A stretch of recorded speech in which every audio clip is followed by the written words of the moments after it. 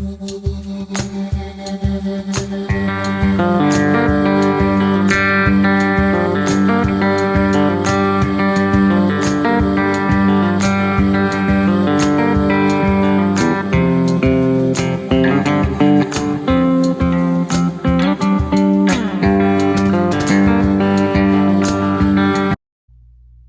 everyone, I'm Dambach, and I'm a senior English Literature and History major.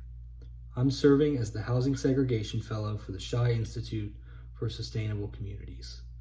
I believe it's important to make academically based U.S. history accessible to our citizens so our past can properly inform our future paths and decision making.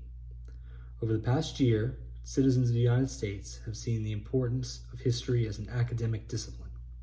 During the COVID-19 pandemic, so many different and conflicting sources of information cropped up.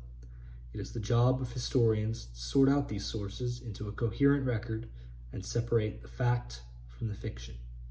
The present is messy, sources are messy, and historians must clean up the mess in order to make the lessons of the past usable. The Housing Segregation Fellow falls right in line with this aspect of the discipline. This summer, I'm working with property deeds from the early 1900s to the mid-1960s. I catalog various attributes about the properties, and after cataloging all of the deeds, we will put them on an online map so that people can see where concentrations of racially restrictive covenants were in Greenville by neighborhood. Racially restrictive covenants was language that was put into property deeds in the early to mid-20th century, and it essentially prevented certain ethnicities, mostly Black people, from living in neighborhoods. So I'm cataloging that language so we can put it on a map. Here we can see what a property deed of the time looks like. I've highlighted the racially restrictive language just for reference. And then I'm going to go over to the spreadsheet here and input all the necessary data into it. So after I've collected all the data for books 31 to 40, then we're going to condense the data down, and it'll make it a lot easier to put it on the map. Sometimes we don't have all the information, and that's okay because the form differs sometimes depending on when it was made. This is where the project is ultimately going to end up. This was a proof of concept for books 1 through 10.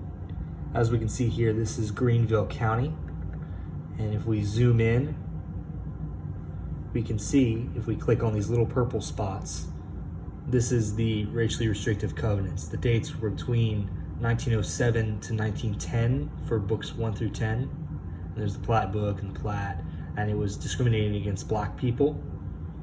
So that's why the 1 is there. And this is from deed book number 4.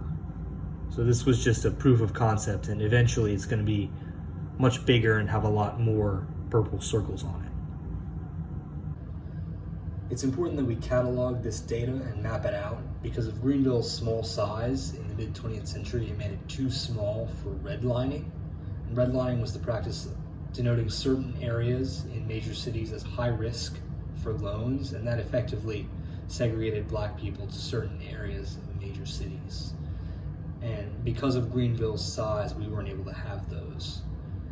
And due to the lack of these redlining maps for Greenville, searching through the individual property deeds is the only way that we can show Greenville citizens the extent of racial housing segregation in their own backyard. As you can see, there's a lot of deeds here.